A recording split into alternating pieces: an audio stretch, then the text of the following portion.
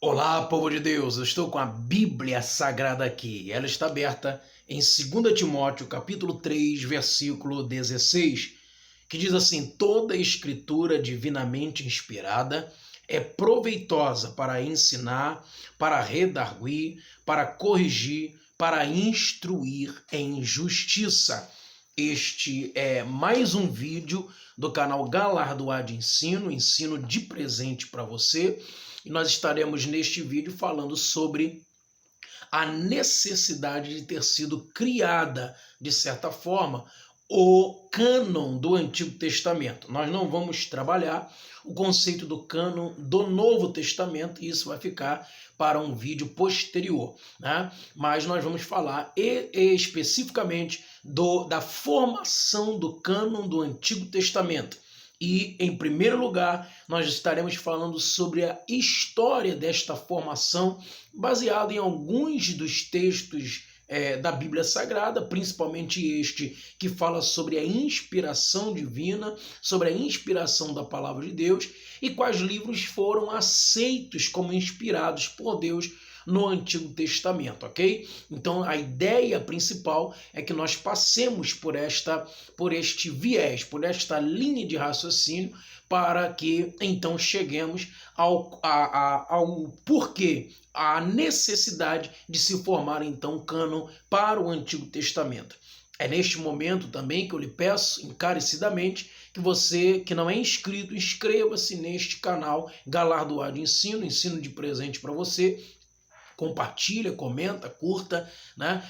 E assiste esse vídeo até o final para você ser mais abençoado ainda e poder nos colaborar conosco aí também para a glória de Deus, ok? Então, neste momento, você faz isto aí, dá o like, nos ajuda e coopera para a glória de Deus. Baseado neste texto, nós vamos trabalhar primeiro o conceito de cânon das Sagradas Escrituras. E a palavra cânon está no grego, na origem original da palavra, é a língua grega. E cânon quer dizer vara de medir. Posteriormente, tornou-se o conceito de padrão, norma, conduta. Por quê? Porque também a vara de medir traz uma ideia de traçar uma linha reta. Ou seja, segundo o pensamento de Niels Lawrence Olson, o mesmo escritor do livro O Plano Divino através dos Séculos, ele entende que este padrão é como uma linha reta, ou seja, como uma norma a seguir, como um padrão a ser seguido. E baseado também no livro de F.F. Bruce, O Cânon das Escrituras, nós entendemos que houve muitas situações para que o cânon do Novo Testamento e o cânon do Antigo Testamento e do Novo Testamento fossem, então, produzidos e assim serem inseridos, né? Serem aceitos pela cúpula, pelos concílios como inspiração divina, ok? Isto, obviamente, não está relacionado diretamente ao conceito de politicagem, como principalmente a alta crítica assim diz, né? Mas está relacionado diretamente também a um concílio que nós acreditamos que, de certa forma, tenha sido uma inspiração divina ter colocado os livros pelos quais estão nas Sagradas Escrituras hoje, principalmente quando se diz do Antigo Testamento, ok?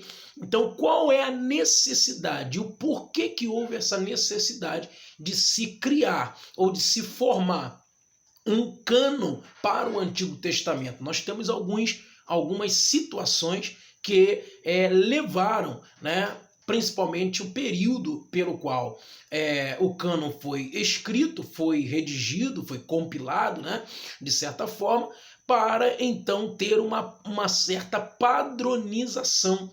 A ideia é a seguinte: a ideia de padronizar os livros que seriam lidos então pela sociedade judaica, né, pela liturgia judaica, uma vez que havia muitas coisas acontecendo ao redor. Algumas delas, por exemplo, estamos relacionando Não podemos perder de vista de que o cânon do Antigo Testamento, para citar o texto, o próprio texto canônico em si, ele é encerrado no ano 420 aproximadamente, com o último dos seus escritos, tendo como via de regra o livro de Malaquias. Então, o livro de Malaquias é considerado o último livro, um dos últimos livros a serem escritos, né? E, obviamente, foi, então, uma compilação dos livros também que Esdras vai trazer a reboque à medida que Esdras volta do cativeiro,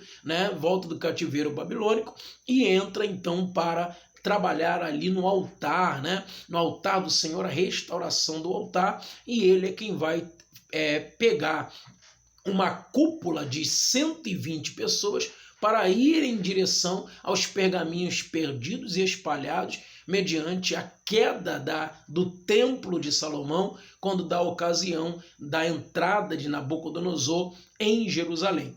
Então, baseado nisso, é Esdras quem vai reunir todos os rolos perdidos existentes naquela época, desde os Gênesis até Malaquias, citando, portanto, de maneira linear todos os 39 livros do Antigo Testamento. A bem da verdade é que o cânon das Escrituras hebraicas são compilados 22 escritos que também estão relacionados diretamente ao seu alfabeto, né? O alfabeto grego, o alfabeto hebraico, melhor dizendo, está relacionado também, são 22 consoantes, e ali também nós encontramos em muitos lugares, como em Jeremias, Lamentações, né? E como também em Salmos, apócrifos, acrósticos, que falam justamente sobre estas 22 letras do alfabeto hebraico, ok? Portanto, nós entendemos então que o cânon em si foi escrito até o 420. Só que a aceitação dos livros é que vai demorar. Ele vai ser aceito no ano 90 a.C. Por que isso? Porque houve uma sucessão de problemas para que então alguém tivesse, né, um lampejo, uma iluminação, né, um vislumbre, né, de certa forma, do próprio Deus, que a gente entende que Deus não estava alienado na história, mesmo nos 400 anos de silêncio. Então, o próprio Deus vai fazer com que as pessoas, então, fechassem uns livros específicos para que não ficasse aquela bagunça, aquela anarquia literária, uma vez que nós estamos falando também de uma efervescência extraordinária da literatura apócrifa, principalmente no ano 200 a.C. Então, o que aconteceu para que houvesse a necessidade de se ter os livros do Antigo Testamento fechadinhos, como nós temos hoje? A primeira coisa está relacionado às seitas que detinham poder político e religioso, como fariseu, saduceu, essênio, zelote e outros. Por quê? Porque eles então ditavam, né? De certa forma, a gente tem que levar em consideração que estes partidos políticos aparecem no cenário antes ainda, no período interbíblico. Saduceu, fariseu, essênio, zelote, eles vão aparecer ainda no período interbíblico por volta do ano 150 a.C.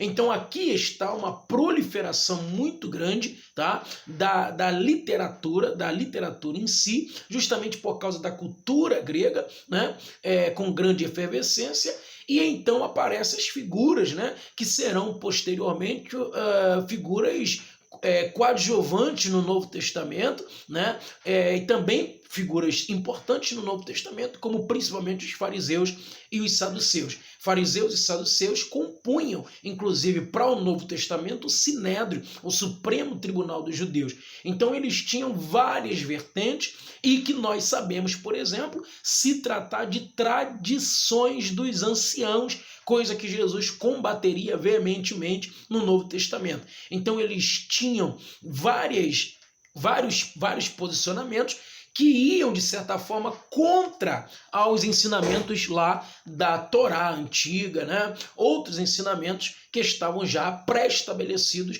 desde o livro do Gênesis, desde o livro do Êxodo, desde a Torá em si, do modo geral. Então, isso nós temos também como uma das efervescências que levaram homens de Deus para a necessidade de se fechar os livros específicos que seriam para doutrinação. Outra situação que nós vamos observar mais a fundo é o conceito da descentralização judaico-religiosa. Ou seja, você tinha o conceito do templo, né? O templo de Salomão, como um ícone de adoração, e ali que estava relacionado diretamente à religiosidade, não só o conceito religioso, mas o conceito civil, o conceito político, né? Todas as situações giravam em torno do templo, ou seja, o templo era a centralidade do culto, a centralidade da vida social, a centralidade da religiosidade. Agora já não é mais, o templo já sucumbiu, o templo já está no chão, e agora o que resta é justamente esse contexto totalmente destoado do princípio, principalmente falando aí do ano 600 a.C. Então vai acontecer, por exemplo, as evasões, né, principalmente de cunho geográfico, dos judeus para outros lugares, como os cativeiros tanto babilônico quanto egípcio, quanto também assírio. Então nós vamos ter, por exemplo, aqui a diáspora judaica, ou seja, a dispersão judaica. Com esta dispersão, vai fazer com que também os judeus comecem a se misturar ao ponto de não saber mais ao certo o que lidar, o que receber como orientação, como lei. Tanto é que nós vamos observar o conceito dos samaritanos, por exemplo, que eles tinham o Pentateuco samaritano, ou seja, vai sair essa descentralização e essa diáspora, vai sair de maneira tão terrível que eles vão começar até fundar outro livro para ser também levado em consideração, que é o Pentateuco samaritano. Então, olha só como é que essa diáspora acabou trazendo, de certa forma, as consequências até mesmo difíceis, né? Praticamente funestas, uma vez que levaram distanciamento daquele verdadeiro propósito que Deus tinha com os judeus. Então nós temos isso. Nós temos também a instituição das sinagogas. Veja que há um templo de Salomão, onde há uma centralização de culto, de adoração, de ensinamento. Agora não, agora depois do tempo sucumbido, depois da diáspora, principalmente com Esdras, que vai fundar as sinagogas começam a se espalhar e, obviamente, como nós temos nos dias de hoje várias congregações com vários pontos de vista, nós vamos também ter sinagogas com muitos rabinos ali, com vários pontos de vista, vários pontos de interpretação. Né? Você tem no Novo Testamento, a entrada para o Novo Testamento, inclusive a própria escola de Hillel, por exemplo, que o próprio Jesus vai tomar uso ali no Novo Testamento, falando acerca do divórcio para os discípulos e para a multidão que ali o perguntava acerca do divórcio. Nós vamos observar justamente essa descentralização de pensamento rabínico, tá ok? Ou seja, linhas de pensamento que estão destoadas agora de cada rabino pensando a sua própria maneira, principalmente com relação ao conceito aos conceitos aí estabelecidos, as linhas de interpretação, principalmente com relação à Torá. Então você tem estas questões, tá? Tudo isso está relacionado à descentralização, tá bom? Você tem a linhagem, por exemplo, porque a partir da diáspora você tem a mistura, e essa miscigenação étnica vai fazer com que há uma perca, né, de identificação legítima. Então essa perca de identificação legítima, inclusive, vai trazer também pensamentos. Olha, a gente está aí miscigenado, né, há uma mestiçagem, mas aí ao mesmo tempo também nós podemos continuar sendo de Deus, fazendo as coisas do paganismo, mas ao mesmo tempo voltando-se para o Deus que nós acreditávamos. Ou seja, há essa situação totalmente distinta. Ali também está, aqui também aparece o conceito da interpretação, como eu já falei, as diferenciações de linhas hermenêuticas, principalmente com os rabinos. Você tem as traduções, como eu já falei, e você também vai ter o conceito político. O distanciamento de Deus vai ser tão grande que você vai encontrar judeus que estavam apoiando, né, o reinado de Herodes o Grande e o apoio a Roma. Então, olha só, esse problema todo está sendo causado justamente porque não há uma linha reta para ser seguida. Não há um padrão, uma norma, uma conduta, né? uma regra, uma lei específica ditada, correta, que diga assim, é aqui que deve ser obedecido, é aqui que deve ser analisado e é por este caminho que nós precisamos ser conduzidos. E por fim, nós estamos falando ainda do período interbíblico, principalmente dos anos 250 para frente, né? 250 a.C. até Cristo aparecer, nós estamos falando de uma cultura helenista. A cultura helenista nada mais é do que a cultura grega que vem depois da cultura arcaica, né? O helenismo aparece com Filipe da Macedônia e principalmente com Alexandre o Grande. Filipe da Macedônia vai desbravar a Macedônia, quando ele morre, coloca o Alexandre o Grande, seu filho, no seu lugar, né? E ele reina apenas 7 anos, mas é suficiente para ganhar Egito, Assíria, Mesopotâmia, e todas as regiões que o seu pai já havia iniciado.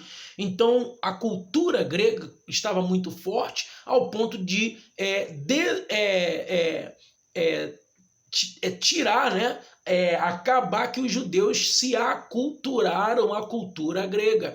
E aí é que mora o perigo, porque eu acabo então fazendo tudo aquilo que os gregos, né, impunham para a sociedade, porque eu não tenho um norte, uma linha, né? Você tem, por exemplo, aqui, como eu falei, uma gama, né? Uma gama de literaturas consideradas literaturas apócrifas, né? Uma gama de literatura que está sendo rodando, inclusive no tempo de Jesus, até o ano 100, vai rodar muitos livros. É por esse motivo que João, por exemplo, que vai tratar muito bem sobre esta questão, tanto na sua primeira e segunda epístola, quanto no livro que leva o nome dele com relação ao Evangelho, é um livro apologeta, altamente apologeta, ou seja, que defende a fé em Cristo, porque existem outros livros, outras literaturas que estavam descentralizando, que estavam distanciando as pessoas